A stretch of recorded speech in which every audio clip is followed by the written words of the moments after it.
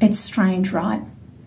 You finally have the right words to describe your experience. You're honest about your needs. You explain things better than you ever had. And people still don't get it. They think it's anxiety. They think you're just overthinking everything. Or they say silly things like, you don't look autistic. Everyone's a little bit ADHD. The truth is, we've been masking for decades. We've trained ourselves to appear fine. I'm fine. And when we try to drop the act, finally, the world resists. They don't like that because our comfort, our safety, and what we have to do for that makes them uncomfortable. And it's not about making them uncomfortable. It's about creating a space for us where we actually fit. The worst part for me in revealing my diagnosis and asking for support was feeling invalidated, feeling like I wasn't believed, feeling like I was, trying to milk the system somehow and get away with who knows what. Honestly, it was absolutely exasperating. Family and friends may say things like, we all feel like that sometimes. Are you sure it's not just anxiety? You seemed fine before. At work, you may try to advocate for accommodations, a flexible work arrangement like I've done, only to be met with disbelief and micro-invalidations. You may even question your diagnosis because people keep minimising it. Before your diagnosis, you likely felt misunderstood because you didn't know what was going on. After your diagnosis, you feel misunderstood because you don't think that people believe you. They saw you as coping prior to getting your diagnosis and then falling apart afterwards. And so they're not necessarily going to believe that your diagnosis is relevant or true. And that feeling, man, it hurts. And it's a really hard one to navigate. What does it feel like? It feels like you're gaslighting yourself again. The grief of finally being seen, but now just not believed. A new kind of isolation, being too sensitive, too much, not enough. Exhaustion from constantly explaining yourself, wanting to unmask, but feeling punished for it. You probably thought telling people about your diagnosis means that they would finally understand you, finally be on your side and support you. But what you're coming up against is a bunch of people who don't understand what your diagnosis means for you, what the unmasking journey means for you, and so you stop believing that you're worth the effort to keep fighting for the accommodations and the support that you deserve. And that hits a very old wound. Feeling misunderstood, I've explained before, is my kryptonite. And I'm coming to understand the reason why it's my kryptonite, because I'm constantly faced with it. I get so tired trying to educate the people around me for what the energy it costs me to keep masking, the energy that it's always cost me to appear neurotypical, to fit myself into a round hole, to blunt my edges, to make my life look like what it should, so that they can feel comfortable. And when you're not even understood, when you try and explain it, or someone turns around to you and says, stop being argumentative because you're trying to explain something. Do you get that too? Yeah, I'm not a fan. It really does make the whole process really hard. So how do we cope? How do we rebuild? First of all is to trust yourself. If it takes giving yourself some affirmations, I know the truth. I have my diagnosis. It's in writing. Or if you're not formally diagnosed, but you are fully aware that you relate to absolutely every single diagnostic criteria that there is for it, then you know that that's what it is and that's what it's always been. And that's your truth. Hold on to it. Don't let someone gaslight you out of it, and don't gaslight yourself out of it. Another good thing to do is to journal. Journal what you now understand about your past in the light of your diagnosis.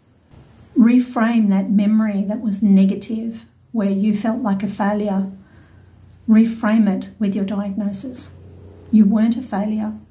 You were actually surviving, and you were doing a really good job of it because you were here. Another thing you can do is allow the grief. There'll be grief for the life that you lost, the life that you hoped for had you have known earlier. Personally, I don't like to stay with that one.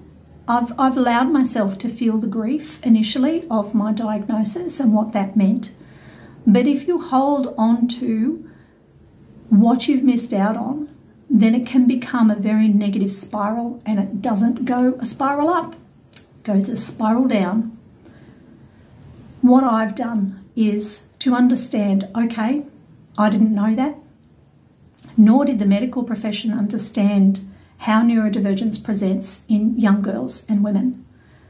And so it wasn't going to get picked up, mainly because my autism masked my ADHD and my ADHD masked my autism, and I masked the lot.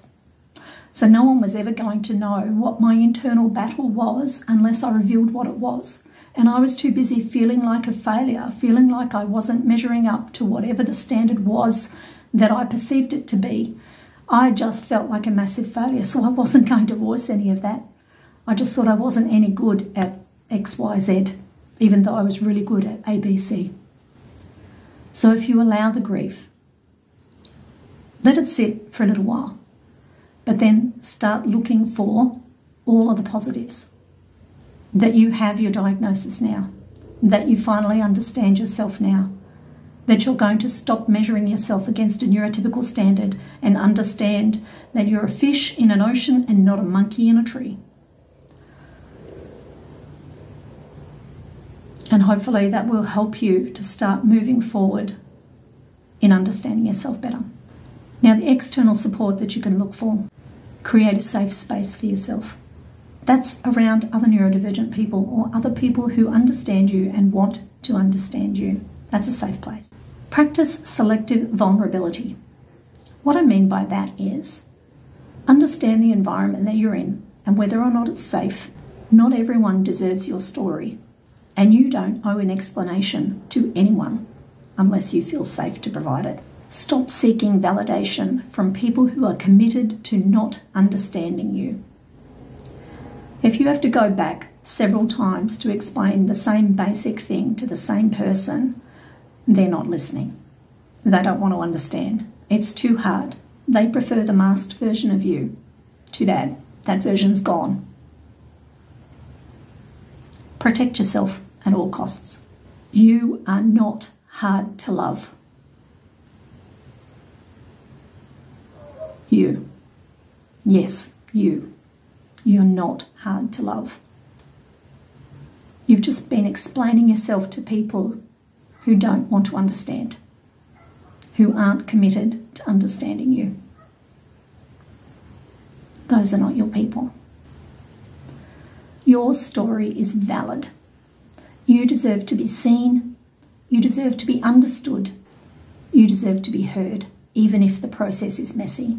There's real peace in finding people who are like you, being surrounded by other neurodivergent people who get it, where the story is, I did whatever it was, and they go, oh my goodness, me too.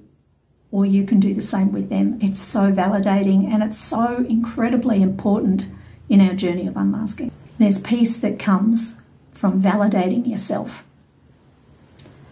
from understanding that you're not broken, that there's nothing wrong with you, that you're okay just as you are. Being misunderstood doesn't mean that you were wrong. It means you're still unlearning the idea that your self-worth comes from being understood. You're allowed to take up space. Your truth matters. Don't shrink back. Don't retreat into masking, because we know what that costs. Don't do it. You deserve to be seen. You deserve to be understood. You deserve to be heard. If you've been here for any length of time, you'll understand the difficulties that I've had with my employer after revealing my diagnosis and trying to obtain some support that would actually help. And it's been an ongoing thing. And I'm absolutely burnt out. I'm so incredibly defeated by the whole process.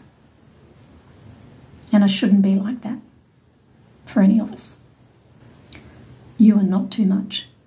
You're not imagining things. You're not asking too much by asking for support.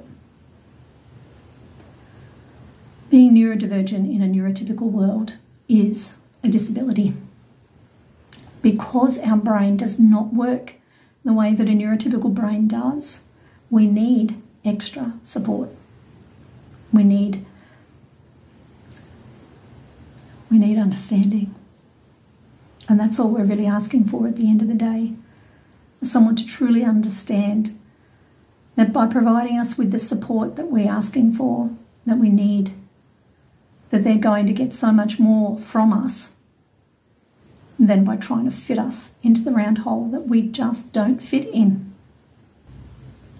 If you've been late diagnosed with autism and ADHD and you're feeling more misunderstood after the diagnosis than you were before, you're not alone.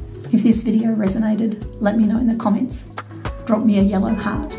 You all know by now, yellow is my favourite colour. Let's see how many of us are walking this same path. You're not alone. Let's walk this road together.